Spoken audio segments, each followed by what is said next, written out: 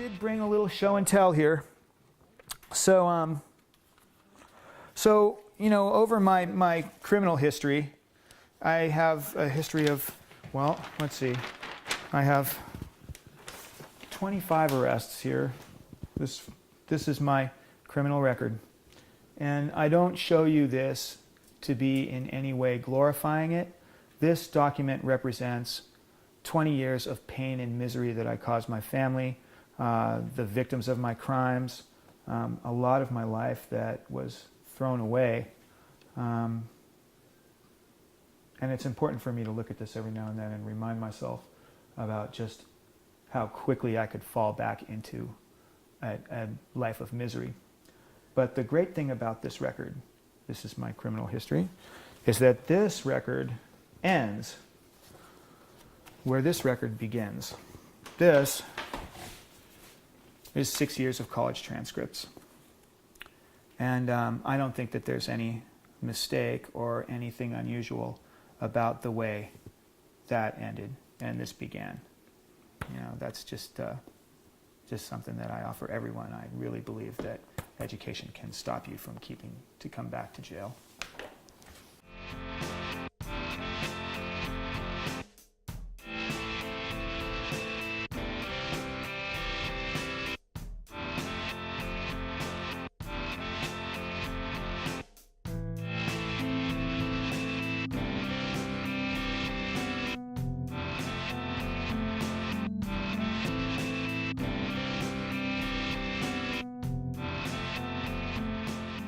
It was hard going to school when I was growing up because I didn't have no peers. And when I got home, my dad wasn't really, he grew up when he was picking cotton. You know, his dad made him work, so he really didn't have no ethics about what school was all about because he never went to school.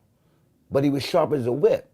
See, that's where education is a trip because people don't realize, I can say back in the day, when my parents were growing up, their education was right there in that house.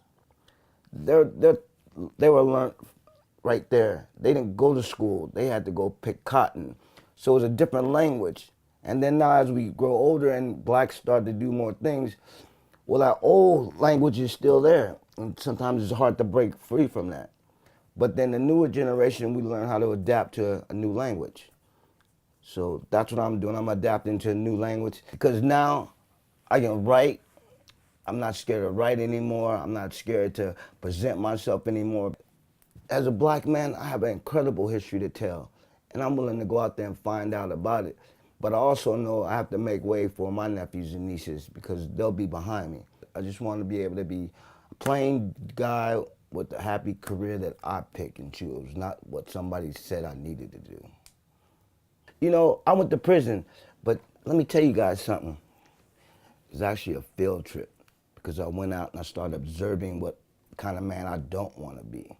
But I also learned what kind of man I can be. You got to be able to explode like a hot air balloon and believe in yourself. Realize that you don't have to suffer anymore. You got to look inside your soul and write your own story because you're the only one going to have it.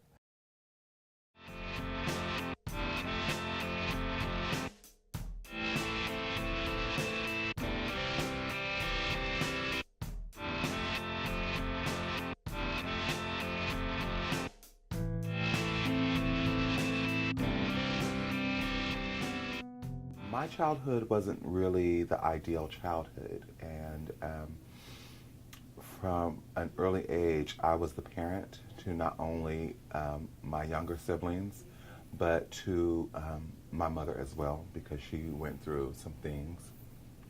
And education took a backseat at a certain point in my life because I had to become something more than what I was ready to become. Probably about last year, my nephew passed away, whom I was very, very close to. I raised him from an infant baby to almost a 2-year-old little boy. And he was so full of life and vigor, and he just was just so happy all the time. And when he left me, that was a breaking point for me. And I realized that I wanted to live as he did, as when he was here on earth.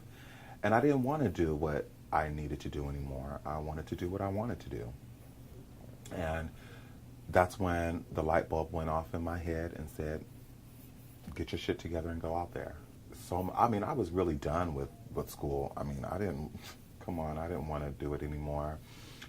And I told myself that I couldn't do it. I couldn't do it, and I wouldn't do it. And I came here, and I've learned so much about myself and determination.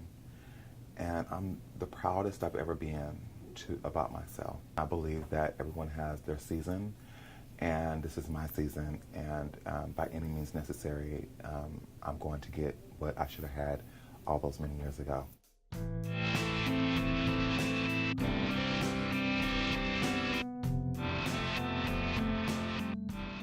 Really, like all the education that I learned in school before I even came back to school, I couldn't remember none of it. So I had to go from basics. When I first came here, I had to start with the basics and work my way up. I'm still like working at it. I still learn new stuff even every day. Every day I will learn something new. So why did they put you on that brochure? They was proud of me of how I excelled in my classes and stuff like that, because really when I first came, I really didn't think that I was learning nothing. After I passed 5 tests, I realized I had to be learning something. So yeah, if you planning on doing it, I advise you to stick with it. It's gonna be tough and hard. I'm not saying nothing is easy, so just get over the obstacles, ask for help when you need help.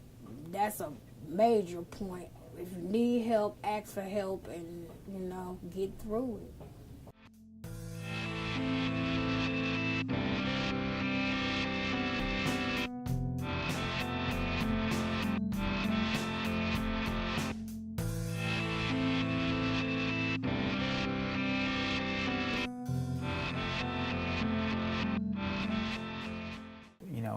If there's anything that I would have to offer to other people who are involved in the justice system, people who are currently incarcerated, or those who are just gotten out, is that if you really make that decision that you're going to pursue your goals no matter what, then that will sustain you through any challenges that you may face.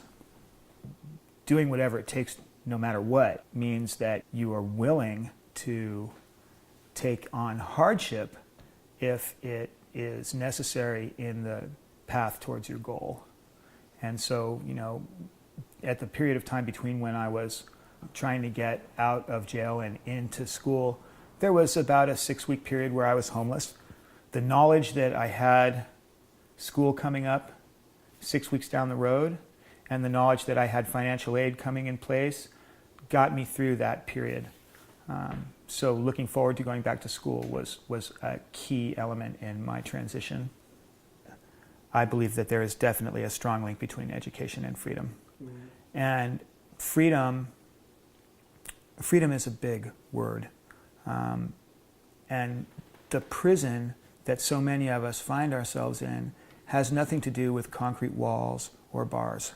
The prison that we find ourselves in is a prison of hopelessness. It's a prison of fear. It's a prison of doubt. That's the real prison that shackles us. When I was incarcerated last time, I had many aha moments. And one of the aha moments was that really, even though I was locked up, I was at that moment free, because no one could take away my desire to succeed. No one could take away my belief of who I was.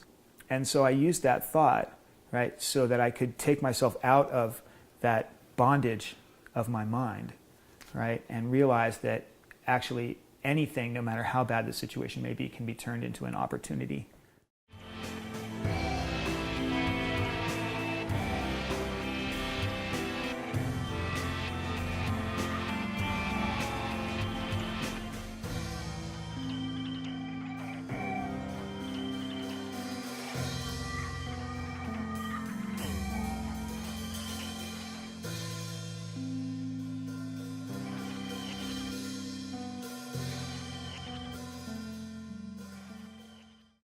don't need education. Education needs us.